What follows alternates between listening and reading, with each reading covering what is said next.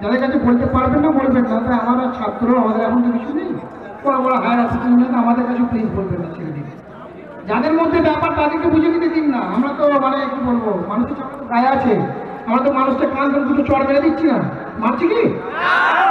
আমার ব্যাপার হচ্ছে ভাইস চ্যান্সেলরের উপর আমাদের কোনো পার্সোনাল শত্রুতা নেই, ওই চেয়ারটার সঙ্গে আমাদের বোঝাপড়া, তাই না? ওই জায়গাটা যেই ভাবছেন সে আবু তালেব খান কি আবু খালেদ খান আর আবু হুরায়রা, জায়গাটায় যিনি থাকবেন তার সঙ্গে আমাদের বোঝাপড়া, ওনার ক্ষমতা রয়েছে আমাদের প্রবলেমগুলো সলভ করার, উনি করছেন না, সেজন্য আমরা বসেছি।